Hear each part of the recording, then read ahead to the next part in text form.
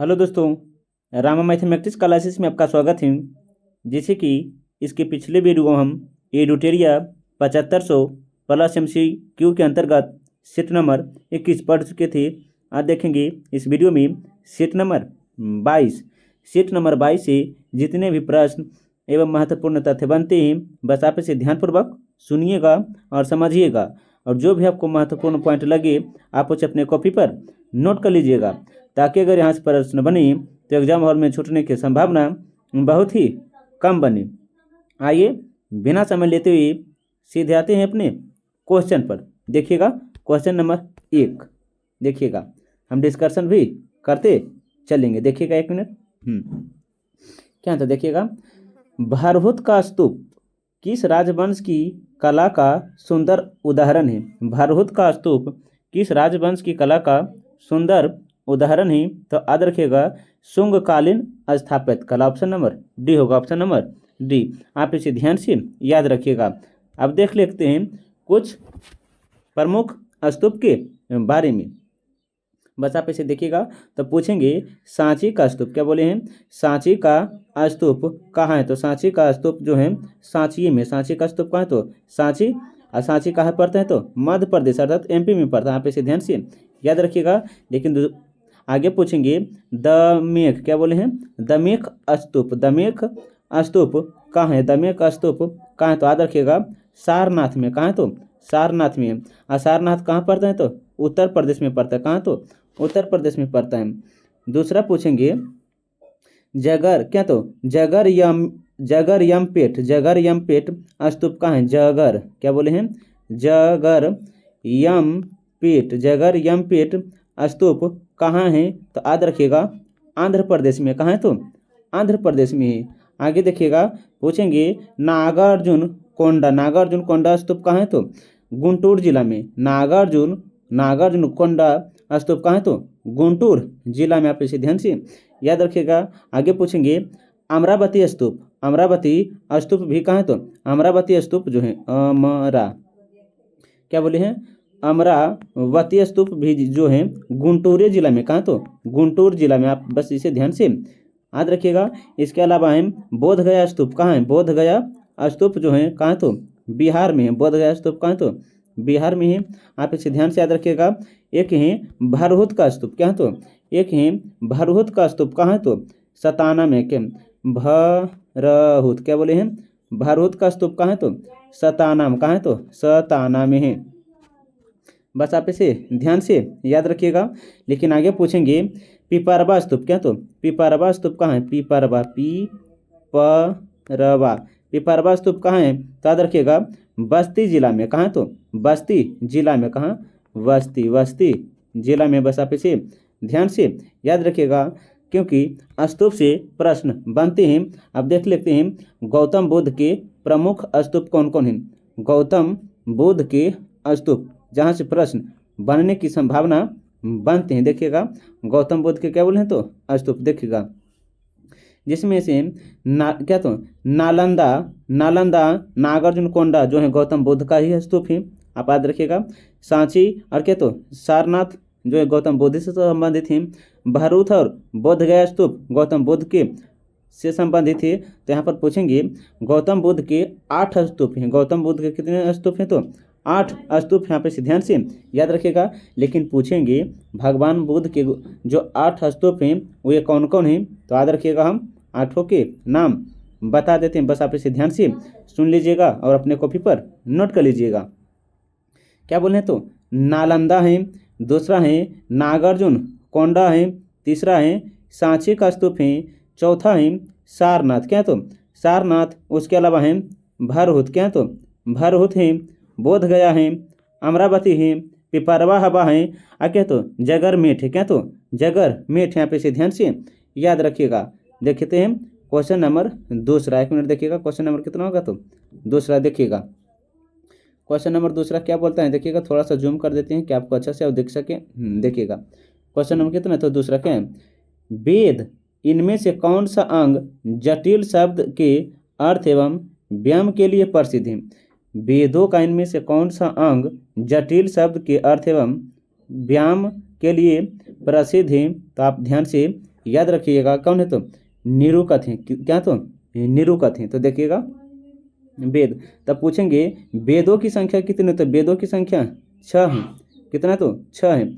Sorry, एक minute देखिएगा, वेद कितने होते, तो वेद हैं 4 हैं। वेदों की संख्या कितने हैं, तो 4 हैं। लेकिन पूछेंगे वेदांगों की संख्या कितनी है, वेदांगों की संख्या कितने हैं, तो 6 है। वेदांगों की संख्या 6 है। उपनिषद की संख्या कितना है, तो 108 है। पुराणों की संख्या कितने हैं, तो पुराणों की संख्या 16 है। सॉरी, पुराणों की संख्या 18 है। और संस्कारों की संख्या कितनी है, तो संस्कारों की संख्या 16 है। संस्कारों की संख्या कितने, तो 16 है। बस आप इसे ध्यान से याद रखिएगा। वेद जब आप जानते हैं कि 4 कौन कौन है, तो ऋग्वेद, यथार्थवेद, सामवेद और यजुर्वेद है। और जो है वेदांग आप जानते हैं कि 6 कौन कौन है, तो शिक्षा, ज्योति, कल्प, निरुक्त, छंद, व्याकरण है। आप इसे ध्यान से याद रखिएगा। और संस्कार कितने, तो 16 है। तो यहाँ से पूछते हैं डायरेक्ट 1 से 2 उपनिषद पूछता है। जैसे देखिएगा मुंडकोपनिषद, क्या बोले हैं, मुंडकोपनिषद में किस चीज़ का उल्लेख है, आप इसका जवाब कमेंट में बताइए। जैसे पूछेंगे सत्यमेव जयते का उल्लेख कहाँ है, तो मुंडकोपनिषद से। मुंडकोपनिषद से यहाँ पे से ध्यान से याद रखिएगा। देखते हैं क्वेश्चन नंबर कितना होगा, तो तीसरा। क्या है, तो क्वेश्चन नंबर तीसरा देखिएगा, भारत में पाषाणकालीन शिला चित्रकारी कहाँ पाई जाती है। भारत में पाषाणकालीन चित्रकला कहाँ पाई जाती है, तब ध्यान से याद रखिएगा। तीसरा जो होगा भीमबेटका की गुफा में। कहाँ, तो भीमबेटका की गुफा में। बस आप इसे ध्यान से याद रखिएगा। तो देखिएगा भारत में पाषाणकालीन शील चित्रकारी कहाँ पाई, तो भीमबेटका की गुफा में। अब देखिएगा प्रमुख गुफा के बारे में हम आपको बताते हैं। बस आप इसे ध्यान से देखिएगा और सुनिएगा। और जो भी आपको महत्वपूर्ण पॉइंट लगे आप उसे अपने कॉपी पर नोट कर लीजिएगा। देखिएगा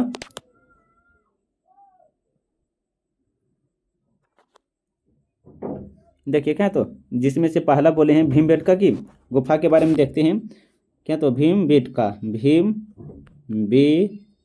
भीमबेटका की गुफा के बारे में देखते हैं। देखिएगा बस आप इसे ध्यानपूर्वक देखिएगा और सुनिएगा। जिसमें पूछेंगे भीमबेटका की गुफा जो है गुफा चित्रकला के लिए प्रसिद्ध है। गुफा चित्रकला के लिए कौन प्रसिद्ध है, तो भीमबेटका की गुफा प्रसिद्ध है। और सबसे प्राचीन कौन सी गुफा है, तो भीमबेटका की गुफा है। यह जो है पाषाण युक्त काल है, पूरा पाषाण काल के समान है। पूरा पाषाण काल के समान कौन सा गुफा है, तो भीमबेटका की गुफा है। पूरा पाषाण काल से ही यहाँ से साक्ष्य मिले थे। याद रखिएगा भीमबेटका की गुफा जो है पूरा पाषाण काल से संबंध रखते हैं। अब भीमबेटका की गुफा जो पड़ता है मध्य प्रदेश के, क्या बोले हैं, मध्य प्रदेश के रायसेन जिला में पड़ता है। तब पूछेंगे भीमबेटका की गुफा कहाँ है। भीमबेटका की गुफा कहाँ है, तो मध्य प्रदेश के रायसेन जिला में। मध्य प्रदेश के कौन से जिला में, तो रायसेन जिला में। यहाँ पे ध्यान से याद रखिएगा। यह जो है विंध्य पर्वत श्रेणी में है। भीमबेटका की गुफा जो है विंध्य पर्वत श्रेणी में है। इसके अलावा देखिएगा शिकार का चित्रांकन मिला है। भीमबेटका की गुफा में शिकार का चित्रांकन भी मिला है। तो आप याद रखिएगा शिकार का चित्रांकन किस गुफा में मिला है, तो भीमबेटका की गुफा में। अब भीमबेटका की गुफा को यूनेस्को में भी शामिल किया गया था, तो इसे विश्व धरोहर में भी शामिल किया गया। यहाँ पे से ध्यान से याद रखिएगा। अब देखते हैं एलिफेंटा की गुफा के बारे में। एलिफेंटा की गुफा के बारे में तो देखिएगा एलिफेंटा की गुफा जो है धारापुरी की गुफाएं कहलाती हैं।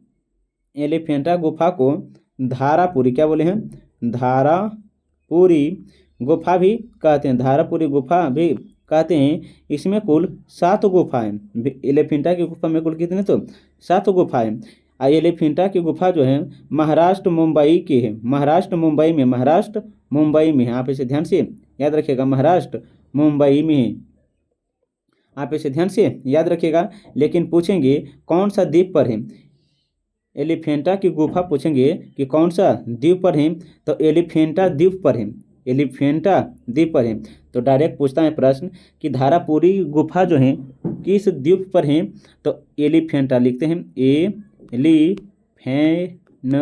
एलिफेंटा द्वीप पर हैं। आप इसे ध्यान से याद रखिएगा। लेकिन पूछेगा कि कौन से सागर में है। एलिफेंटा की गुफा या धारापुरी की गुफा कौन सागर में है, तो अरब सागर में। कौन से सागर में है, तो अरब सागर में है। आप इसे ध्यान से याद रखिएगा। इसी के बारे में अभी हम बताते हैं, देखिएगा। लेकिन यहाँ पूछेगा कि एलिफेंटा की गुफा का निर्माण किसने करवाया था।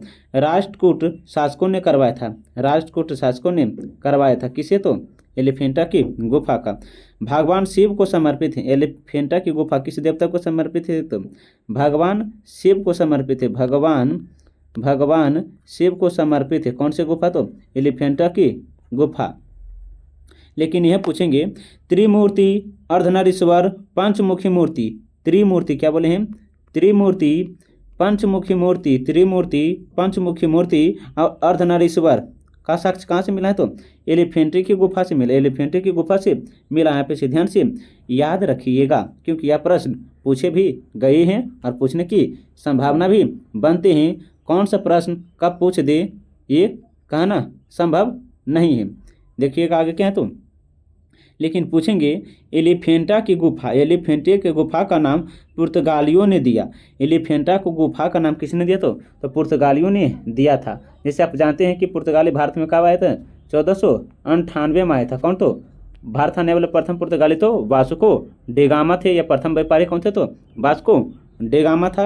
आप ये सभी जानते ही होंगे। लेकिन पूछेंगे एलिफेंटा गुफा को भी यूनेस्को की विश्व धरोहर स्थल में शामिल किया गया है। विश्व धरोहर स्थल में शामिल किया गया है। आप इसे ध्यान से याद रखिएगा। अब देखते हैं जो है नालंदा जिला में, कहाँ, तो नालंदा। बराबर और नागार्जुन की गुफाएं के बारे में भी देख लेते हैं। बराबर और नागार्जुन की गुफा, तो देखिएगा क्या बोले हैं, देखिएगा बराबर या नागार्जुन की गुफा के बारे में। बस आप इसे ध्यान से सुनते रहिएगा और जो भी हम बता रहे हैं आप उसे नोट करते चलिएगा, वीडियो रोक कर। तो देखिएगा तब पूछेंगे बराबर नागा क्या है, नागार्जुन की गुफाएं कहाँ हैं, तो यह जो है सबसे प्राचीन एवं मौर्यकालीन गुफा है।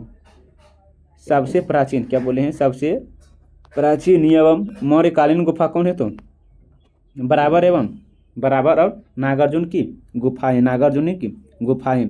तो लेकिन पूछेंगे बिहार के किस जिले में है बराबर की पहाड़ी। बिहार के किस जिले में है, तो गया जिले में। कौन से जिले में है, तो गया जिले में। यहाँ पे से ध्यान से याद रखिएगा।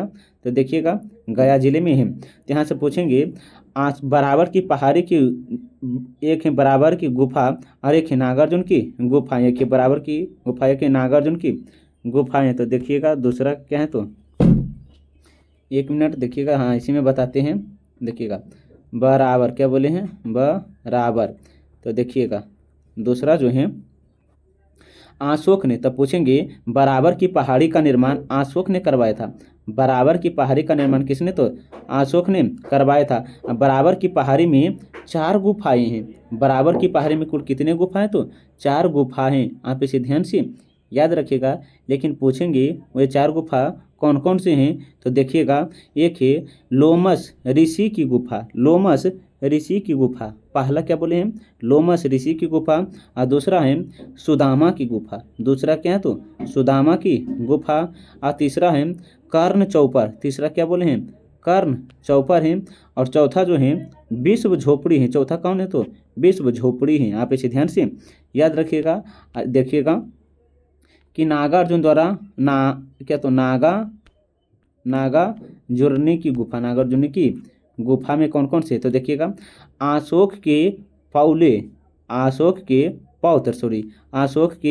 पौत्र अर्थात अशोक के पोता ने दशरथ ने से बनवाया था।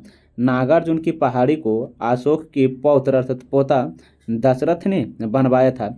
इसमें 3 गुफाएं हैं। इसमें नागार्जुन की पहाड़ी में 3 गुफाएं, जबकि बराबर की पहाड़ी में 4 गुफाएं। देखिएगा गोपिका गुफा। एक मिनट देखिएगा, लिख देते हैं। गोपिका क्या बोले हैं, गोपिका गुफा कहाँ है, तो याद रखिएगा गोपिका गुफा जो है नागार्जुन गुफा में है। आप इसे ध्यान से याद रखिएगा। यह जो सभी बनाया गया था आजीवक संप्रदाय के लिए बनाया गया था। किसके लिए, तो आजीवक संप्रदाय के लिए बनाया गया था। बस आप इसे ध्यान से याद रखिएगा। इसके अलावा क्या है, तो देखिएगा कन्हेरी की गुफा। क्या बोले हैं, देखिएगा कन्हेरी, क्या बोले हैं, कन्हेरी की गुफा पूछेंगे। कन्हेरी की गुफा कहाँ तो मुंबई में है। कहाँ तो कन्हेरी की गुफा कहाँ तो मुंबई में है। कहाँ तो बरेली बोरीवली में है, बोरीवली में, मुंबई के बोरीवली में है, बोरीवली में, मुंबई के बोरीवली में। कौन सी गुफा तो कन्हेरी की गुफा है। एक है वतापी की गुफा, क्या बोले हैं, वतापी, वतापी की गुफा कहाँ पड़ता है तो ये वतापी या बादामी की गुफा कर्नाटक में, वतापी या बादामी की गुफा कहाँ तो कर्नाटक में है। एक पूछता है क्या तुम क्या खपड़ा जो खिड़िया, खपड़ा जो खिड़िया अभिलेख गुफा का है, खपड़ा जो खरिया अभिलेख है तो जूनागढ़, क्या बोले हैं, जूनागढ़, जो अशोक कालीन से निर्मित है, अशोक कालीन से निर्मित था, अशोक ने निर्मित किया है। और तीसरा बोलेंगे उदयगिरी, उदयगिरी या क्या तो खंडगिरी, उदयगिरी या खंडगिरी गुफा का है, उदयगिरी, क्या बोले हैं, उदयगिरी या खंडगिरी गुफा कहाँ है तो याद रखिएगा ओडिशा में। कहाँ तो ओडिशा में है। बस आप इसे ध्यान से याद रखिएगा। देखते हैं इसके अलावा कुछ और। अजंता की गुफा, क्या बोले तो अजंता की गुफा के बारे में देखिएगा। अजंता की गुफा जो है, क्या बोले हैं, अजंता की गुफा जो है महाराष्ट्र के औरंगाबाद में है, महाराष्ट्र, क्या बोले, महाराष्ट्र के औरंगाबाद जिले में अजंता की गुफा जो है महाराष्ट्र के औरंगाबाद जिले में ही। लेकिन पूछेंगे पश्चिमी घाट, क्या बोले हैं, पश्चिमी घाट के सह्याद्री पहाड़ियों में, पश्चिमी घाट के सह्याद्री पहाड़ी में कौन तो अजंता की गुफा है। क्या तो बधौर नदी के निकट, बधौर नदी के निकट घोड़े की नाल के आकार की है। अजंता की गुफा जो है क्या तो बधौर नदी के निकट घोड़े के नाल के समान है। कौन तो अजंता गुफा। इसकी खोज 1819 में हुई थी। अजंता की गुफा की खोज 1819 में जॉन स्मिथ ने की थी, जॉन स्मिथ ने की थी। आप इसे ध्यान से याद रखिएगा। अजंता की गुफा में कुल 29 गुफा हैं। अजंता की गुफा में कुल 29 गुफा हैं, जिसमें से याद रखिएगा 30 हैं और 24 अधूरी हैं। 24 क्या तो अधूरी हैं। आप इसे ध्यान से याद रखिएगा। तो देखिएगा कि वो कौन कौन है, तो देखिएगा 1 मिनट। 9, क्या बोले हैं, 9, 10, 19, 9, 10, 19, 26 और क्या है 29।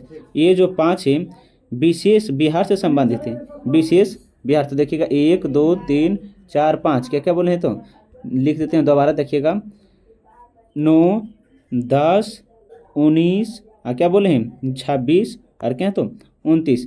ये जो 5 गुफाएं हैं, जो 5 गुफा हैं चैत्य, क्या बोले हैं तो चैत्य। देखिएगा चैत्य अर्थात शेष बिहार से संबंधित है। आप इसे ध्यान से याद रखिएगा। लेकिन इसी में पूछेगा फेस्को टेपरा चित्रकला, फेस्को टेपरा चित्रकला किससे संबंधित है तो अजंता की गुफा से संबंधित है। लेकिन देखिएगा बौद्ध धर्म से संबंधित अजंता की गुफा जो है बौद्ध धर्म से संबंधित है। कौन धर्म से तो बौद्ध धर्म से संबंधित है। आप इसे ध्यान से याद रखिएगा। ये जो है जातक कथा से संबंधित है, अर्थात भगवान बुद्ध के पूर्व जन्म की कहानी जातक कथा में ही मिलते हैं। 8 से 13 क्या बोले हैं, सॉरी 1 मिनट देखिएगा। 8 से 13 क्या तो हीनयायन से संबंधित है, हीनयायन से संबंधित है, हीनयान से संबंधित है जो है प्रतीक के रूप में है, प्रतीक के रूप में ही। और महायान की मूर्ति पूजा है, महायान की मूर्ति पूजा है। अजंता की गुफा को विश्व अर्थात यूनेस्को अर्थात विश्व धरोहर में, यूनेस्को या विश्व धरोहर में अजंता की गुफा को कब शामिल किया गया था 1983 में शामिल किया गया था। आप इसे ध्यान से याद रखिएगा। एक गुफा जो है देखिएगा, एक गुफा बोधिसत्व एवं बादाम पानी से संबंधित है। और 9वां गुफा जो है 3 छतरी वाला स्तूप है। 9वां गुफा जो है 3 छतरी वाला स्तूप है जो है नागपुरुष से संबंधित है, नागपुरुष से संबंधित है। और ये देखिएगा 10वां जो है जातक कथा है, 10वां क्या तो जातक कथा है। और 9वां और 10वां जो है सबसे प्राचीन है, 9वां और 10वां क्या है सबसे प्राचीन है। और 16वां जो है बुद्ध के आदेश है, 16वां क्या तो अजंता गुफा में 16वां जो है बुद्ध के आदेश है। यहाँ पे इसे ध्यान से याद रखिएगा। इसके अलावा देखते हैं एलोरा के गुफा, क्या तो एलोरा के गुफा देखिएगा, एलोरा क्या बोले एलोरा के गुफा के बारे में, एलोरा के गुफा के बारे में देखिएगा। एक है एलोरा के गुफा में देखिएगा महाराष्ट्र, क्या बोले हैं, महाराष्ट्र के औरंगाबाद जिले में ये भी एलोरा की गुफा भी कहाँ है, तो महाराष्ट्र के औरंगाबाद जिले में। आप इसे ध्यान से याद रखिएगा। इसके जो अलावा है बेलूर पहाड़ी में है एलोरा की गुफा, कहाँ पर रहेगा, तो बेलूर की पहाड़ी में है। आप इसे ध्यान से याद रखिएगा। आज एलोरा की गुफा में 34 गुफाएं, कितने, तो 34 गुफाएं। यहाँ पे इसे ध्यान से याद रखिएगा। एलोरा की गुफा में 34 गुफाएं हैं, जिसमें से देखिएगा 34 गुफा में से जो है देखिएगा, पूछेंगे एलोरा की गुफा जो कौन कौन धर्म से संबंधित हैं, तो बौद्ध धर्म से संबंधित हैं, इसके अलावा जैन धर्म से संबंधित हैं, इसके अलावा हिंदू धर्म से संबंधित है। फिर ध्यान से याद रखिएगा। इसके जो अलावा है देखिएगा गुफा कहाँ से कहाँ तक वर्णित है, देखिएगा 1 से 12 तक बौद्ध धर्म है, 1 से 12 तक कौन है, तो बौद्ध धर्म है। 13 से 24 क्या बोले हैं, 13 से 24 जो है हिंदू धर्म है, 13 से 24 कौन है, तो हिंदू धर्म है। और 30 से 34, एक मिनट देखिएगा, 13 से 29 है, सॉरी 13 से 29 है, और 30 से 34 जो है जैन से संबंधित। तो देखिएगा बौद्ध से 12 हैं, जैन से हिंदू से 17 हैं, और जैन से 5। यहाँ पे से ध्यान से जब आप टोटल अर्थात मल्टीप्लाई करेंगे तो कुल 34 आएगा। आप इसे ध्यान से याद रखिएगा। तो देखिएगा 1 से 12 तक बौद्ध धर्म से संबंधित है, 13 से 29 तक हिंदू धर्म से संबंधित है, 30 से 34 तक जैन धर्म से संबंधित है, जिसमें से एलोरा गुफा में कुल कितने गुफाएं, तो 34 गुफाएं हैं। बस आप इसे ध्यान से याद रखिएगा। और साथ साथ आप अपने कॉपी पर भी नोट करते चलिएगा जो भी हम बोल रहे हैं। अगर आप नहीं सुनते हैं तो वीडियो रोककर भी आप लिख सकते हैं, देखिएगा। लेकिन पूछेंगे 7वीं से, क्या बोले हैं, 7वीं से 9वीं शताब्दी में नवीनतम गुफाएं थे। 7वीं से 9वीं शताब्दी तक क्या, तो नवीनतम गुफाएं। इसके अलावा क्या, तो देखिएगा गुफा, एक मिनट देखिएगा, गुफा क्या है, 16 कैलाश मंदिर है, 16 कैलाश मंदिर है। तो देखिएगा क्या है, तो एलोरा की गुफा में कितने कैलाश मंदिर है, तो 16 कैलाश मंदिर है। और इसके जो अलावा है देखिएगा एक ही चट्टान से बनाया गया है 16 कैलाश मंदिर। 16 कैलाश मंदिर का जो निर्माण हुआ है एक ही चट्टान से निर्मित है। इसके अलावा देखिएगा एलोरा जो है विश्व धरोहर में कब शामिल होता है, 1983 में। विश्व धरोहर में एलोरा गुफा कब शामिल होता है, 1983 में। चालुक्य एवं राष्ट्रकूट काल से निर्मित है। एलोरा की गुफा जो है चालुक्य एवं राष्ट्रकूट से संबंधित है। इसके अलावा जो है देखिएगा क्या, तो बाघ गुफाएं, क्या, तो बाघ गुफाएं देख लेते हैं कितना है, तो बाघ गुफाएं कितना है, तो देखिएगा यह बाघ गुफाएं जो है मध्य प्रदेश में, बाघ गुफाएं कहाँ है, तो मध्य प्रदेश के धार जिले में है। बाघ गुफाएं जो मध्य प्रदेश के धार जिला में, आप इसे ध्यान से याद रखिएगा। इसके जो अलावा है विंध्य, क्या बोले हैं, विंध्य पहाड़ियों में इससे संबंधित है। बाघ गुफाएं जो है विंध्य पहाड़ियाँ में, कहाँ, तो विंध्य पहाड़ियाँ में है। आप इसे ध्यान से याद रखिएगा। इसके अलावा पूछेंगे बाघ गुफाएं हैं, बस मार देते हैं शॉर्ट, बाकी देखिएगा। बाघ गुफाएं जो है नर्मदा नदी की सहायक बाघिनी नदी के किनारे हैं। नर्मदा नदी के किनारे क्या, तो बाघ नदी के किनारे। यहाँ पे से ध्यान से याद रखिएगा। बाघ गुफाएं में कुल 9 गुफाएं, बाघ गुफाएं में कुल कितने, तो 9 गुफाएं हैं। आप इसे ध्यान से याद रखिएगा। तो क्या बोले हैं देखिएगा, एक मिनट थोड़ा सा। अजंता में कुल कितने गुफाएं, तो अजंता में कुल 29 है। एलोरा में कुल कितने हैं, तो 34 हैं। एलोरा में कितने हैं, तो 34 हैं। और बाघ में कुल कितने हैं, तो 9 हैं। आप इसे ध्यान से याद रखिएगा। तो हम पढ़ रहे थे क्या, तो बाघ, तो बाघ गुफाएं में क्या 9 बता दें, तो जिसमें से हम देखेंगे बौद्ध, क्या बोले हैं, बौद्ध धर्म से बौद्ध धर्म में से संबंधित है। एक होता है चैत और दूसरा होता है बिहार। एक होता है चैत और दूसरा होता है बिहार। आप इसे ध्यान से याद रखिएगा। सामान्य जीवन स्त्रियों के चिन्ह पशु एवं पक्षियों का भी चित्रण मिलता है। तो क्या बोलेंगे देखिएगा, सामान्य जीवन एवं स्त्रियों के चित्र एवं पशु पक्षियों का भी चित्र मिलता है। किस गुफा में? तो बाघ गुफा में। आप इसे ध्यान से याद रखिएगा। इसके अलावा क्या तो देखिए, अजंता के समकालीन कौन कौन से गुफा हैं? तो देखिएगा, अजंता के गुफा देखते हैं। अजंता के गुफा तो देखिएगा, अजंता के गुफा के बारे में तो देखिएगा, अजंता के गुफा की खोज 1818 में था। अजंता गुफा की खोज जो हुआ था 1818 में डेजर फील्ड ने की थी। डेजर फील्ड ने की थी। लेकिन पूछेंगे गुफा जो था दो पांडव के गुफा थे और 3 हाथी खाना थे। और क्या तो 4 क्या बोले हैं 4 रंग महल थे। आप इसे ध्यान से याद रखिएगा। गुप्त काल एवं कर्नाटक काल से संबंधित है। कौन? तो अजंता की गुफा। बस आप इसे ध्यान से याद रखिएगा। देखिएगा, गुफा से जितने भी प्रश्न बनते थे हम वे सभी इसी में हल कर दिए हैं। बस आप इसे ध्यान से सुनिएगा और लिखिएगा। आइए देखते हैं क्वेश्चन नंबर 4 क्या। तो देखिएगा क्वेश्चन नंबर 4 क्या। तो सिंधु घाटी सभ्यता से प्राप्त निम्नलिखित साक्ष्यों में से उनकी प्राप्ति स्थलों के साक्ष्य सुमेलित कीजिए। अर्थात सुमेलित कीजिए कि कौन सा कहाँ से साक्ष्य मिला है। तो देखिएगा क्वेश्चन नंबर 4 का होगा। थोड़ा सा हम ऊपर कर देते हैं ताकि ऑप्शन आपको दिख सके। तो देखिएगा क्या। तो गोदीबाड़ा का साक्ष्य कहाँ से मिला? तो लोथल से। गोदीबाड़ा का साक्ष्य कहाँ से मिला? तो लोथल से। जूते और खेत का साक्ष्य कहाँ से मिला? तो कालीबंगा से।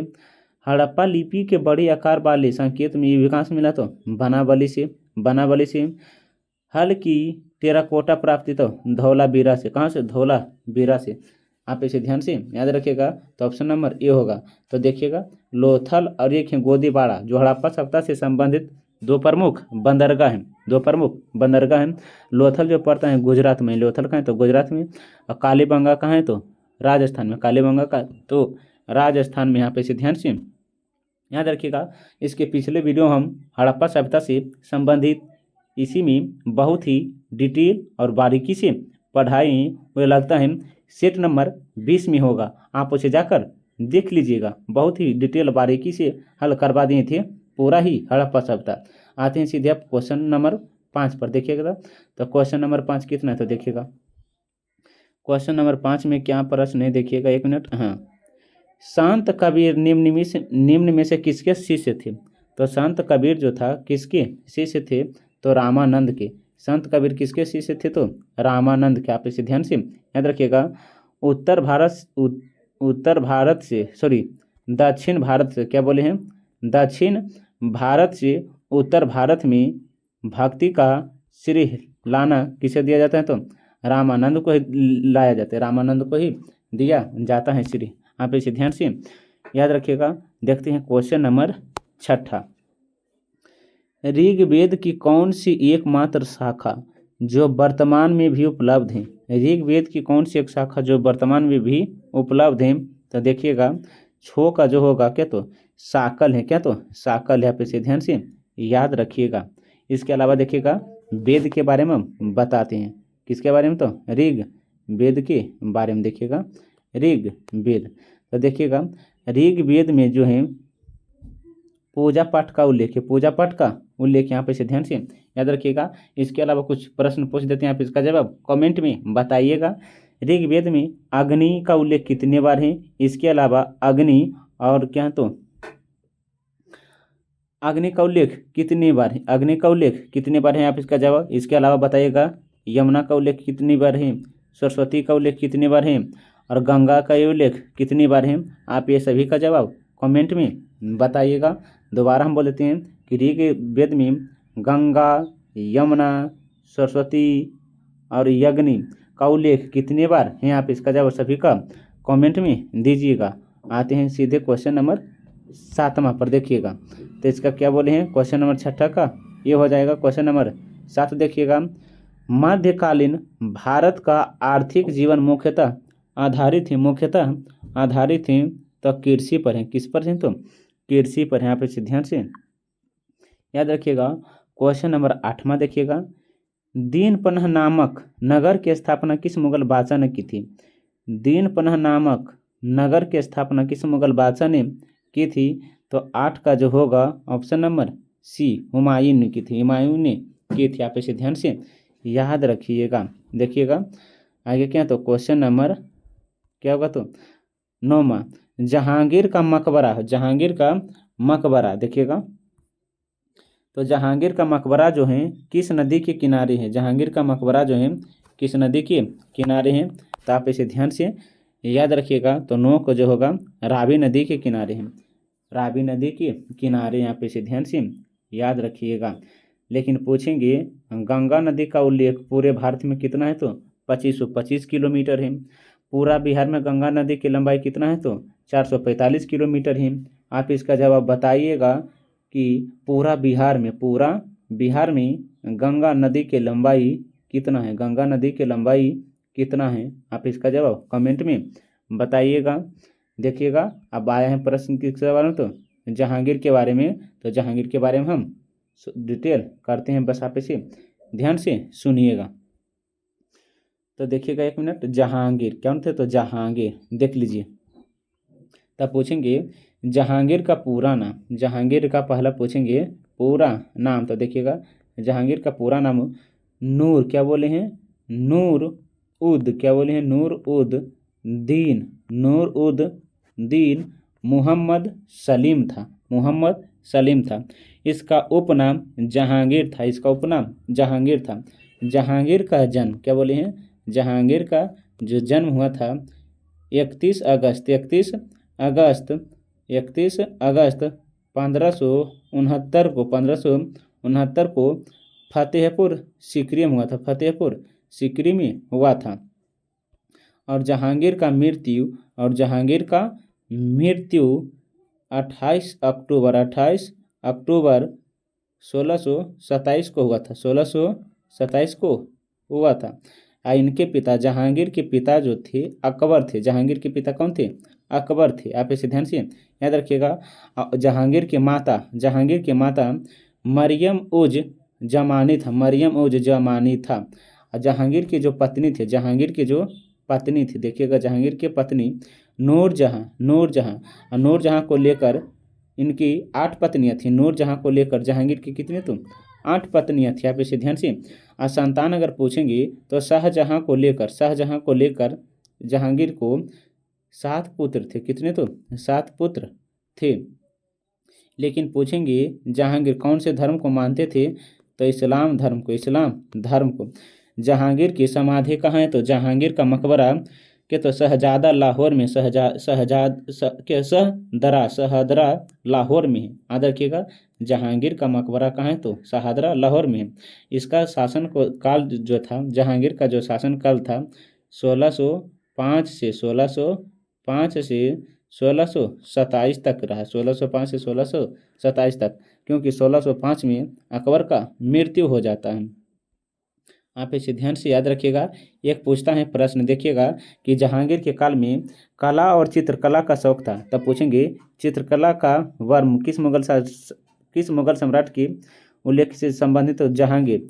यह जो था शराब एवं सौफिया अपनी आत्मकथा तुजु की जहांगीर में उसने शराब पीने की केवड़ा लिखा था। याद रखिएगा तुजुक ए जहांगीरी के लेखक जहांगीर खुद है।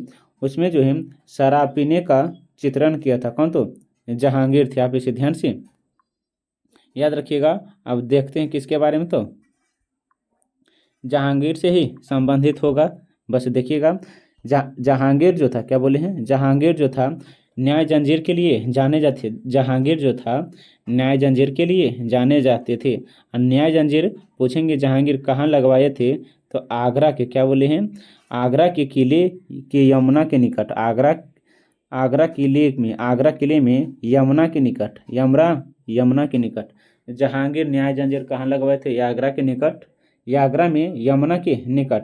इनकी जो रचना है, जहांगीर की जो रचना है, तुझको जहांगीरी शुरू की थी, लेकिन मोतियाबिंद खान ने इसे पूरा की थी। तो तुझुक ए जहांगीरी किसने लिखा है? तुझुक ए जहांगीरी जहांगीर ने लिखा, लेकिन इसे पूरा नहीं किया था। तुझुक ए जहांगीरी को किसने पूरा किया? तो क्या बोले हैं? मोतीबिंद खान ने पूरा किया था। आप इसे ध्यान से याद रखिएगा। जहांगीर जो था, क्या बोले हैं? जहांगीर जो था सिखों के पांचवें गुरु अर्जुन देव को फांसी दे दिया था। किसने? तो जहांगीर। तब पूछेंगे जहांगीर ने किस सिख धर्म के गुरु को फांसी दे दिया? तो गुरु अर्जुन देव को दे दिया था। किसने? तो जहांगीर ने। लेकिन कला पूछेंगे, तब पूछेंगे जहांगीर के काल को स्वर्ण काल कहा जाता है। जहांगीर को काल को स्वर्ण काल कहा जाता है। तो आप याद रखिएगा, किस मुगल शासक के सम्राट को स्वर्ण काल की संज्ञा दी जाती है? तो जहांगीर को। इसके अलावा प्रमुख चित्रकला जो थे जहांगीर से संबंधित हैं। देखिएगा, अबुल हसन आगा रचना मोहम्मद मुराद एवं विनाश। अबुल हसन आगा रचना मोहम्मद मुराद विनाश, ये सभी संबंध किसे हैं? तो जहांगीर से ही संबंधित हैं। आप इसे ध्यान से याद रखिएगा। अब आते हैं क्वेश्चन नंबर 10। देखिएगा क्वेश्चन नंबर 10 देखिएगा। जहांगीर से जितने भी महत्वपूर्ण, हम पूरे डिटेल से बता रहे हैं, जो प्रश्न पूछने की संभावना बनते हैं, हम उन्हें से भी आपको बताते चलते जा रहे हैं। बस आप इसे ध्यान से सुनते रहिएगा और साथ साथ अपने कॉपी पर भी नोट करते चलिएगा, ताकि एग्जाम में जाने से पहले आप इसे एक बार नज़र डाल सके। अगर यहाँ से प्रश्न बने तो छूटने की संभावना बहुत ही कम बने, क्योंकि यह जो है एडुटेरिया 75 जो है सो है बिहार के ऑल एग्जाम के लिए अति महत्वपूर्ण साबित हो सकता है, क्योंकि इसमें जो है ऑल सब्जेक्ट शामिल हैं। देखिएगा क्वेश्चन नंबर 10 क्या बोल रहे हैं। तो देखिएगा क्वेश्चन नंबर 10 जो है, नूरजहां के सम्मान में जहांगीर ने किस धातु के बने सिक्के जारी किए हैं? नूरजहां के सम्मान में जहांगीर ने किस धातु के सिक्के बने जारी किए हैं? तो याद रखिएगा क्वेश्चन नंबर 10 का जो होगा चांदी था। कौन? तो चांदी था। बस आप इसे ध्यान से याद रखिएगा। इसके अलावा देखिएगा क्वेश्चन नंबर 11 क्या है? तो देखिएगा, एक मिनट। सुभाष चंद्र बोस द्वारा आज़ाद हिंद रेडियो की शुरुआत किस देश से की गई थी? सुभाष चंद्र बोस द्वारा आज़ाद हिंद रेडियो की शुरुआत किस देश से की गई थी? तो याद रखिएगा जर्मनी से की गई थी। कहाँ? तो जर्मनी से की गई थी। बस आप इसे ध्यान से याद रखिएगा। और आज़ाद हिंद फौज के संस्थापक कौन हैं? आप इसका जवाब कमेंट में बताइएगा। देखिएगा क्वेश्चन नंबर 12, भारत छोड़ो आंदोलन के दौरान किस स्थान पर समांतर सरकार की स्थापना की गई? समांतर सरकार की स्थापना की गई थी भारत छोड़ो आंदोलन के दौरान। आप इसे ध्यान से याद रखिएगा। एक किया गया था बलिया में समानांतर सरकार की स्थापना, दूसरा सतारा में की गई थी, और तीसरा क्या तो मिदनापुर में की गई थी, अवध में नहीं किया गया था। ऑप्शन नंबर सी होगा 1, 2, 3। आप इसे ध्यान से याद रखिएगा। अब भारत छोड़ो आंदोलन 8 अगस्त क्या बोले हैं? 8 अगस्त 1942 को हुआ था। 8 अगस्त 1942 को किसके द्वारा? तो महात्मा गांधी द्वारा। इसी में महात्मा गांधी ने करो या मरो का नारा दिया था। आप इसे ध्यान से याद रखिएगा, नहीं तो आप ये सभी जानते ही होंगे। देखिएगा क्वेश्चन नंबर कितना है? तो 13। 2011 जनगणना के अनुसार सर्वाधिक शहरी जनसंख्या किस राज्य में है? 2011 जनगणना के अनुसार सर्वाधिक शहरी जनसंख्या किस राज्य में है? तो याद रखिएगा महाराष्ट्र में। कहाँ है? तो महाराष्ट्र में। ऑप्शन नंबर बी होगा। आप देखिएगा 2011 जनगणना से संबंधित महत्वपूर्ण तथ्य इससे संबंधित होगा, तो 2011 से। तब पूछेंगे, देखिएगा जनगणना 2011 के अनुसार जनगणना 2011 के अनुसार भारत की कुल जनसंख्या कितनी थी? तो आप सीधे बोलेंगे 121 करोड़। 121 करोड़। आप इसे ध्यान से याद रखिएगा। भारत में विश्व की जनसंख्या का कितना परसेंट था 2011 के? तो 17.5%, 17.5% था। लेकिन पूछेंगे भारत में पुरुष की जनसंख्या 2011 जनगणना के अनुसार कितना था? तो 62.31 करोड़ था। 62.31 करोड़ था। भारत में महिला की जनसंख्या 2011 के जनगणना के अनुसार कितना था? तो याद रखिएगा 58.74 करोड़ था। 58.74 करोड़ था। 2011 जनगणना के अनुसार भारत की साक्षरता दर 73% था। कितना? तो 73% था। लेकिन यहीं पर पूछेंगे पुरुष साक्षरता दर 2011 जनगणना के अनुसार भारत की पुरुष साक्षरता दर 80.09% था, जबकि महिला साक्षरता दर 64.6% था। जनसंख्या घनत्व 2011 जनगणना के अनुसार बिहार का जनसंख्या घनत्व 382 व्यक्ति था। 382 व्यक्ति था 1 किलोमीटर में। आप इसे ध्यान से। लेकिन पूछेंगे 2011 जनगणना के अनुसार भारत का लिंगानुपात कितना था? तो 943 था। 943 था। किसका? तो भारत का लिंगानुपात 2011 जनगणना के अनुसार।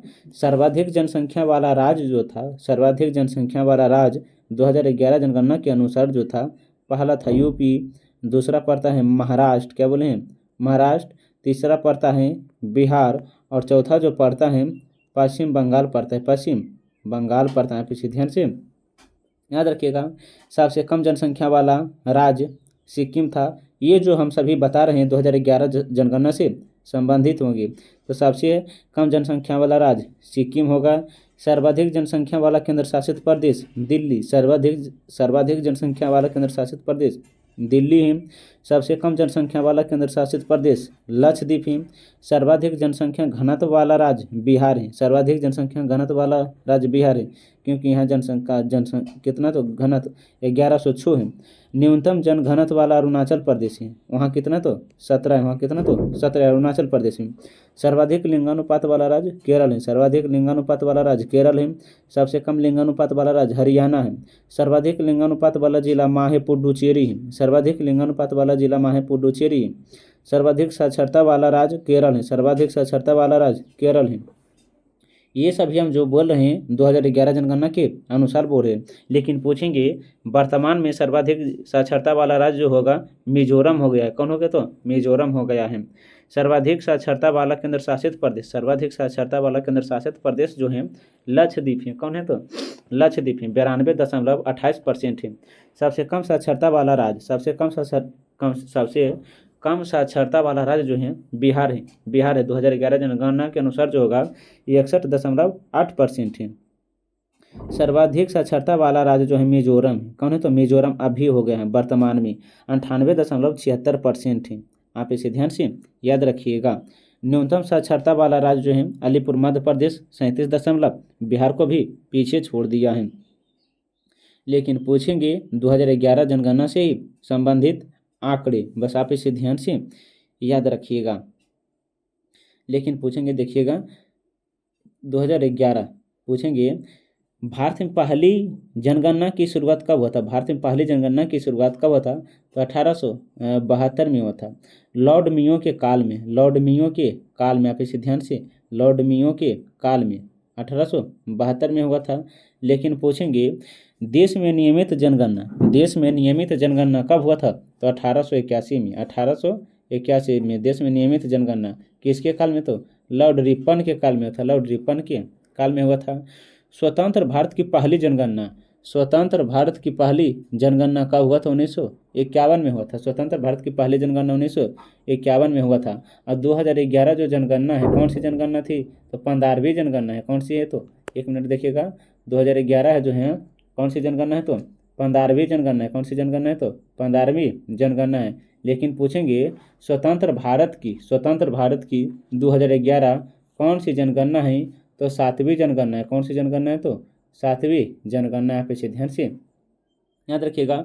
तो स्वतंत्र भारत की पहली जनगणना कौन से हुए हैं? तो पहली जनगणना 1951 में हुआ था। जनगणना का महाविभाजक वर्ष, जनगणना का महाविभाजक वर्ष कब माना जाता है? 1921 में। 1921 में। जनगणना का लघु विभाजक वर्ष 1951 में। 1951 में माना जाता है। यहाँ पे इसे ध्यान से, जनगणना प्रत्येक 10 वर्ष पर होता है। जनगणना का अध्ययन क्या कहलाता है? जनगणना का अध्ययन जो कहलाता है डेमोग्राफी कहलाता है। जनगणना का अध्ययन क्या कहलाता है? तो याद रखिएगा, जनगणना के जो है अध्ययन है डेमोग्राफी कहलाता है। डेमोग्राफी कहलाता है किसका? तो जनगणना का अध्ययन। आप इसे ध्यान से याद रखिएगा। 2011 जनगणना जो है 15वीं जनगणना, आप इसे ध्यान से याद रखिएगा, जो स्वतंत्र भारत की 7वीं जनगणना है। 2011 जनगणना का आदर्श वाक्य जो था, 2011 जनगणना का आदर्श वाक्य जो था, हमारी जनगणना हमारी भविष्य, हमारी जनगणना हमारा भविष्य था। 2011 का जनगणना का जो था वाक्य था, हमारी जनगणना हमारा भविष्य था। जनगणना का शुभंकर क्या था? प्रछन्नक शिक्षक था। आप इसे ध्यान से याद रखिएगा। पहली बार जातीय जनगणना कब हुआ था? पहली बार जातीय जनगणना 1931 में था। तब पूछेंगे भारत में पहली बार जातीय जनगणना कब हुआ था? 1931 में होता है। विश्व जनसंख्या दिवस कब मनाया जाता है? तो विश्व जनसंख्या दिवस जो मनाया जाता है 11 को मनाया जाता है। विश्व जनसंख्या दिवस 11 जुलाई को मनाया जाता है। आगे देखिएगा, लेकिन पूछेंगे स्वतंत्र भारत के पहले जन आयुक्त कौन थे? स्वतंत्र भारत के पहले जन आयुक्त कौन थे? तो R.A. गोपाल स्वामी थे। गोपाल स्वामी थे। आप इसे ध्यान से याद रखिएगा। जो भी हम बता रहे हैं बहुत ही इम्पोर्टेंट एवं महत्वपूर्ण साबित हो सकता है आपके परीक्षा व्यू, देखिएगा। लेकिन पूछेंगे, देखिएगा, विश्व में सर्वप्रथम जनगणना कराने का श्रेय किसे दिया जाता है? विश्व में, क्या बोले हैं, ये भारत या बिहार नहीं है, पूरा विश्व में जनगणना कराने का श्रेय किसे दिया जाता है? तो याद रखिएगा, स्वीडन को दिया जाता है। स्वीडन को दिया जाता है। लेकिन कब क्या था? तो 1749 में क्या था? 1749 में क्या था? पूरा भारत में, पूरा विश्व में जनगणना। आप इसे ध्यान से, स्त्री और पुरुष साक्षरता दर में सबसे अधिक अंतर किस राज्य में है? स्त्री और पुरुष साक्षरता दर में सबसे अधिक अंतर किस राज्य में? तो राजस्थान में। कौन से हैं? तो राजस्थान में है। आप इसे ध्यान से याद रखिएगा। अब आते हैं क्वेश्चन नंबर सीधे कितने पर? तो देखिएगा क्वेश्चन नंबर 14 में। क्वेश्चन नंबर 14 देखिएगा क्या बोल रहे हैं। तो देखिएगा, एक मिनट। क्या? तो निम्नलिखित में से गलत युग्म को चुनिए। निम्नलिखित में से क्या बोले हैं? गलत युग्म को चुनिए। कौन सा गलत है? तो देखिएगा 14 जो होगा डी होगा। 14 क्या होगा? तो डी। हमें पूछना कि कौन सा गलत में युग्म है। तो पंचशील जो हुआ था पंडित जवाहरलाल नेहरू के बीच हुआ था। पंचशील समझौता वर्ष 1954 में हुआ था। क्या? तो book based policy doctor Manmohan Singh के साथ हुए, भी सही है। Central Asia policy doctor Manmohan Singh के साथ, ये भी सही है। लुकाई पॉलिसी नरेंद्र मोदी के साथ नहीं हुआ है, ये गलत है। ऑप्शन नंबर डी होगा। तो दोबारा देखिए, Panchsheel Pandit Jawaharlal Nehru, look based policy Manmohan Singh, central Asia policy Manmohan Singh, लुकाई पॉलिसी नरेंद्र मोदी, ये गलत है। Option number D. Question number 15 देखिएगा, राज्यसभा के संबंध में त्रुटिपूर्ण कथन से पहचान कीजिए। त्रुटिपूर्ण कथन से पहचान कीजिए। तो देखिएगा, डॉक्टर एस राधाकृष्णन राज्यसभा के एकमात्र सभापति हैं जो लगातार दो वर्षों तक कार्यपाल पद संभाले, ये सही है। प्रथम संविधान संशोधन के लिए राज्यसभा का अनुसमर्थन लिया जाता है, ये गलत है। वर्तमान में संघ क्षेत्र 8 में निर्वाचित होते हैं। वर्तमान में संघ राज्य क्षेत्र से 8 सदस्य निर्वाचित होते हैं, ये भी गलत है। 3 अवसरों पर राज्यसभा और लोकसभा की संयुक्त बैठक होती है, ये भी गलत है। 15 जो होगा ऑप्शन नंबर ए है। ऑप्शन नंबर ए है। तो देखिएगा, राज्यसभा के संदर्भ में आया। तो देखिएगा, राज्यसभा जो है संसद का ही अंग है। राज्यसभा जो है किसका अंग है? तो संसद का ही अंग है। आप इसे ध्यान से याद रखिएगा। राज्यसभा सदस्य बनने के लिए कितना उम्र चाहिए? तो 30 वर्ष आपको बनना अनिवार्य होगा। इसके अलावा पूछेंगे राज्यसभा में कुल कितने सदस्य होते हैं? राज्यसभा जो होते हैं अस्थायी सदन होते हैं। राज्यसभा जो होते हैं अस्थायी सदन होते हैं, इसे भंग नहीं किया जाता है। लेकिन राज्यसभा के सभापति के रूप में कौन कार्य करते हैं? तो डॉक्टर उपराष्ट्रपति करते हैं। राज्यसभा की सभापति के रूप में कौन करते हैं तो उपराष्ट्रपति करते हैं। राज्यसभा में राष्ट्रपति 12 सदस्य को मनोनीत करते हैं। कितने तो 12 सदस्य को मनोनीत करते हैं। राज्यसभा में अधिक से अधिक 250 रह सकता है और कम से कम 245 रह सकता है। आप इसे ध्यान से याद रखिएगा। आते हैं क्वेश्चन नंबर 16 हमारा, देखिएगा क्या बोला है तो निम्नलिखित में से किस आयोग ने अंतरराज्य परिषद के स्थान पर अंतर सरकार परिषद स्थापित करने की अनुशंसा की है। तो क्वेश्चन नंबर 16 जो होगा सहकारिया आयोग, ऑप्शन नंबर डी होगा। क्वेश्चन नंबर देखिएगा 17 क्या है, देखिएगा थोड़ा सा जूम कर देते हैं। हाँ, क्वेश्चन नंबर क्या है तो 17 क्या है, देखिएगा निम्नलिखित में सूची पी और सूची आर से अनुच्छेद के साथ मिला है, कौन सा अनुच्छेद में सही है। तो क्वेश्चन नंबर 17 जो होगा, क्वेश्चन नंबर 17 को जो है देखिएगा जी के तो CAG कै की नियुक्ति भारत के नियंत्रक एवं महालेख परीक्षक की नियुक्ति अनुच्छेद 148 में है, ये सही है। CAG कै के कर्तव्य और शक्तियों का उल्लेख अनुच्छेद 151 में है, ये भी सही है। संघ और राज्य के खातों का प्रपत्र अनुच्छेद 149 में है, ये भी सही है। कहते हैं ऑडिट रिपोर्ट अनुच्छेद 150 में, ये भी सही है। तो देखिएगा देखिए एक मिनट देखिएगा CAG 100 कितना है तो 148 है, ये भी सही है। तीसरा जो होगा, तीसरा के देखिएगा भी होगा CAG कैग जो है CAG कै की नियुक्ति अनुच्छेद 149 में, अनुच्छेद 149 में, आप इसे ध्यान से याद रखिएगा। और तीसरा जो है देखिएगा अनुच्छेद 150 में जो होगा, अनुच्छेद 150 में है संघ और राज्यों के बीच प्रपत्र है। और ऑडिट रिपोर्ट है जो है, ऑडिट रिपोर्ट एक का जो होगा, एक मिनट देख लीजिए, थोड़ा सा लगता है गलती हो गया मिलाने में, कोई भी दिक्कत नहीं है, दोबारा करते हैं। देखिएगा CAG कै की नियुक्ति अनुच्छेद 148 में, ये सही है, आप इसे ध्यान से याद रखिएगा। और 3 का जो होगा अनुच्छेद 149 में क्या है, अनुच्छेद 149 में क्या है तो CAG कै की नियुक्ति है या कर्तव्य शक्ति है, 3 का भी होगा। और देखिएगा 4 का जो है, 4 का क्या तो संघ और राज्य की खपत जो है, ये सही है, अनुच्छेद 151 में ऑडिट। ऑप्शन नंबर ए होगा, देखिएगा क्वेश्चन नंबर 118 क्या है तो सूचना का अधिकार अधिनियम निम्नलिखित में से कौन सी धारा केंद्रीय सूचना आयोग के कार्य और कार्य शक्तियों से संबंधित नहीं। तो देखिएगा यह जो होगा 12, क्या होगा तो 12। तो पूछेंगे सूचना का अधिकार कब बना है तो 2005 में, लेकिन पूछेंगे किस राज्य में तो राजस्थान में बना था। सबसे पहले सूचना का अधिकार राजस्थान में बना था। इसका ऑप्शन नंबर क्या होगा तो डी। क्वेश्चन नंबर देखिएगा 19, भारतीय संविधान के भाग कितना तो 11 के अनुच्छेद 21, भारतीय संविधान के भाग 21 में अनुच्छेद 371 में कुल कितने राज्यों के लिए विशेष प्रावधान किए गए हैं। अनुच्छेद भारतीय संविधान के भाग 21 में अनुच्छेद 371 में कुल कितने राज्यों के लिए विशेष प्रावधान किए गए हैं। तो 19 का जो होगा 12 राज्यों का, ऑप्शन नंबर बी होगा।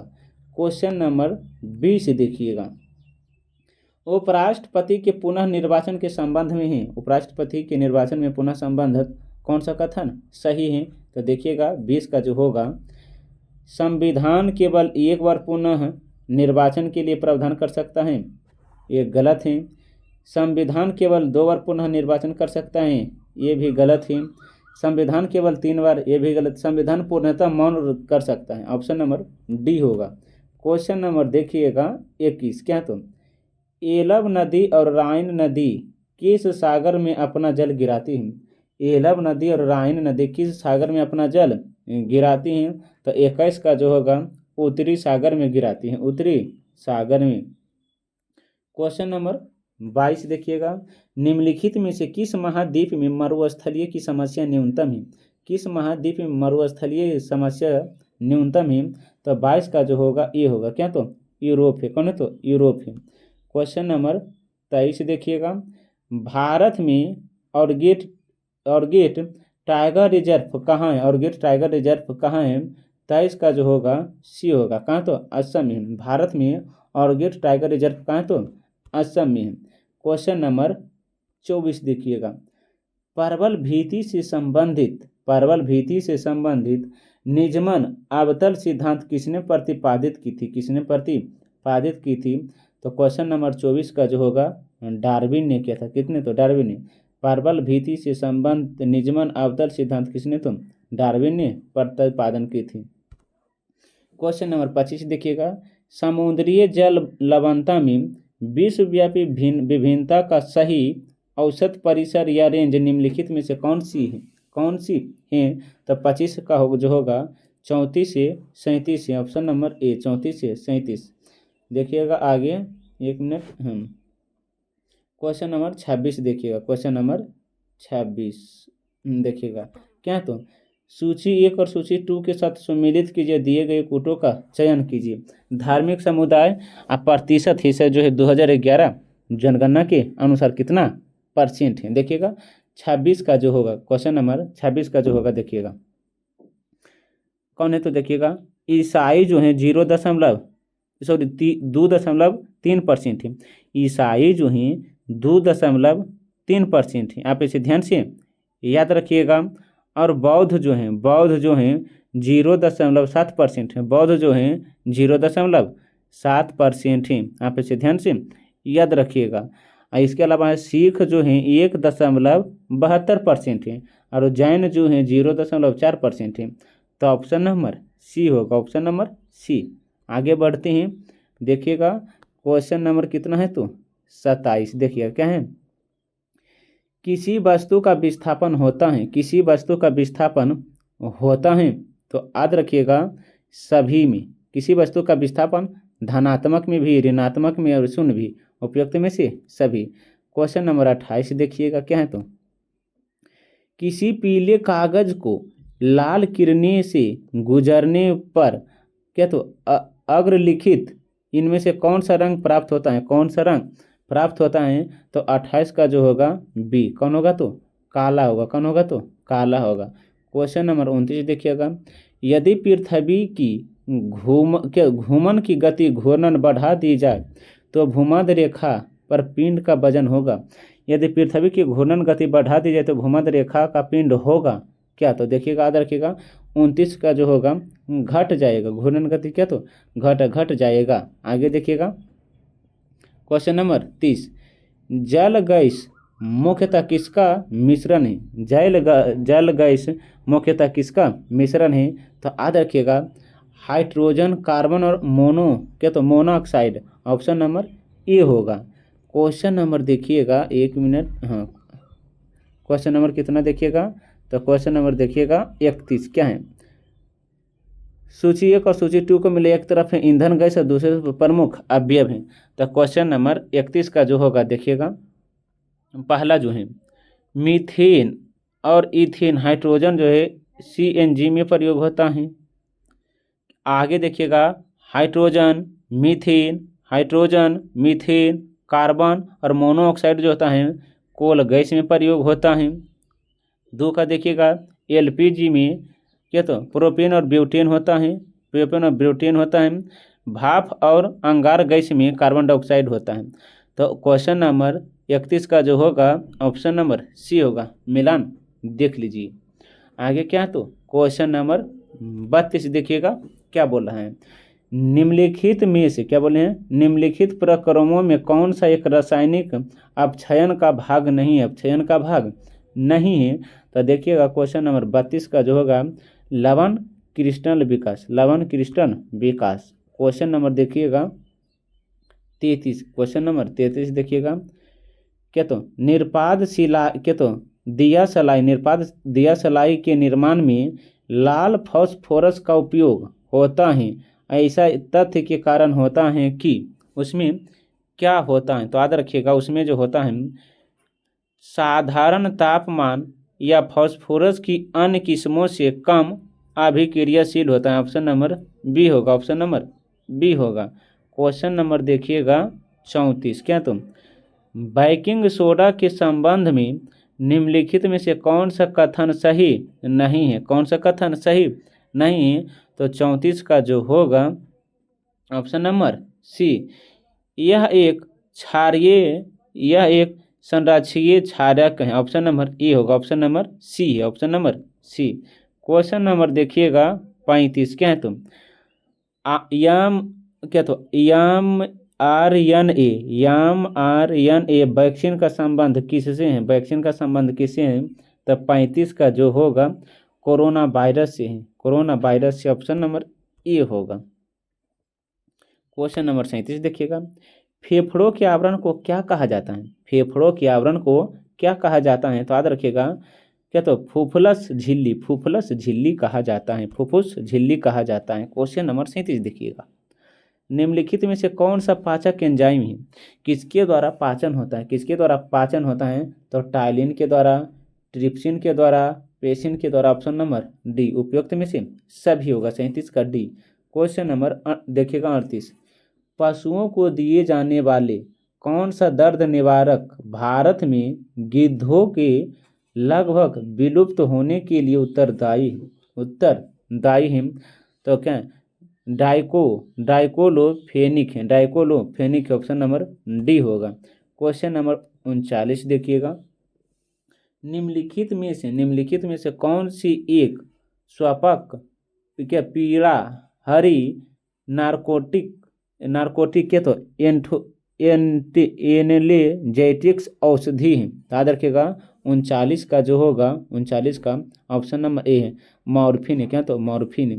क्वेश्चन नंबर 40 देखिएगा, क्या तुम मानव शरीर में इंसुलिन इनमें से कौन सा कार्य करता है? मानव शरीर में इंसुलिन कौन सा कार्य करता है? तो याद रखिएगा ऑप्शन नंबर बी, यह नियंत्रित करता है कि शरीर को ग्लूकोज एवं वसा का उपयोग और संग्रहण कैसे करता है? ऑप्शन नंबर बी होगा। क्वेश्चन नंबर देखिएगा 41, क्या है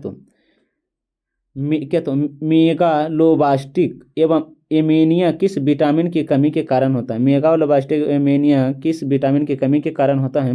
तो 41 का जो होगा देखिएगा डी है, vitamin B9, vitamin B12, cobalt, option number D. Question number देखिएगा कितना होगा? क्वेश्चन नंबर जो होगा 42, क्वेश्चन नंबर 42 देखिएगा, क्या है जिन पौधों में संवहन उत्तक नहीं होता है, उन्हें क्या कहा जाता है? उन्हें तैराया जाता है, उन्हें या क्या कहा जाता है? तो देखिएगा क्वेश्चन नंबर ब्रायोफाइटा कहते हैं, ऑप्शन नंबर बी होगा। क्वेश्चन नंबर 43 देखिएगा,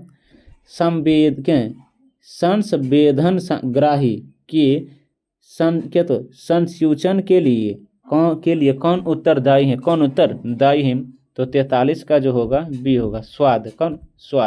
क्वेश्चन नंबर 44 देखिएगा, निम्न में से कौन एक अजैविक घटक का उदाहरण नहीं है? कौन एक अजैविक घटक के उदाहरण नहीं है? तो हरा पौधा, ऑप्शन नंबर डी होगा। क्वेश्चन नंबर 45 देखिएगा, हमारे शरीर में वसा संचयक उत्तक कौन सा है? हमारे शरीर में वसा संचयक कौन सा उत्तक है? तो क्वेश्चन नंबर 45 का जो होगा डी होगा, एंडीपोजक उत्तक, ऑप्शन नंबर डी होगा। क्वेश्चन नंबर देखिएगा 46, प्रजनन की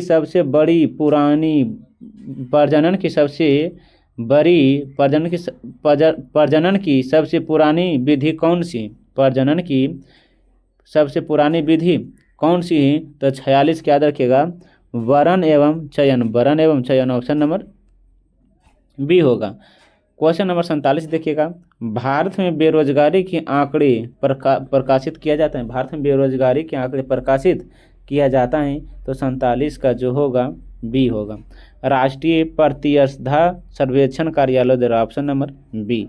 क्वेश्चन नंबर 48 देखिएगा, आरबीआई की ओपन मार्केट ऑपरेशन खुले बाजार की क्रिया किस खरीद एवं बिक्री से संदर्भ करता है? तो याद रखिएगा 48 का जो होगा 48 का देखिएगा सरकारी ऋण पत्र, सरकारी ऋण पत्र। क्वेश्चन नंबर 49 देखिएगा, वन निम्न में से किसके द्वारा वातावरण में नमी को बढ़ाती है? वन किसके द्वारा वातावरण को नमी में बढ़ाता है? तो याद रखिएगा वाष्पोत्सर्जन द्वारा, वाष्पोत्सर्जन द्वारा। ऑप्शन नंबर क्या होगा? तो बी सी होगा।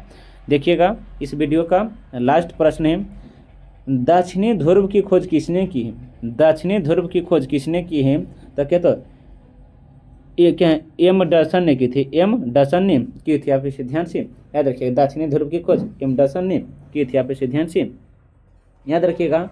एक जवाब हम पूछते हैं जो होगा बौद्ध धर्म से संबंधित, आप इसका जवाब कमेंट में बताइएगा। देते हैं, देखिएगा बुद्ध क्या बोले हैं? बुद्ध कितनी वर्ष की अवस्था में मृत्यु प्राप्त की है? बुद्ध कितनी वर्ष की अवस्था में मृत्यु प्राप्त की है? आप इसका जवाब कमेंट में बताइएगा। अगर वीडियो और सेशन अच्छा लगता है तो वीडियो को लाइक, सब्सक्राइब, कमेंट और साथ साथ अपने दोस्तों को साथ भी शेयर कीजिएगा। ये वीडियो आप एक बार पुनः देख लीजिएगा, क्योंकि यहाँ से जितने भी प्रश्न एवं तथ्य बनते हैं हम वे सभी बहुत ही डिटेल और बारीकी से करा दिए हैं। तब तक के लिए पढ़ने में मस्त रहिए, ज़बरदस्त रहिए। हम मिलते हैं एक नए वीडियो के साथ। तब तक के लिए धन्यवाद।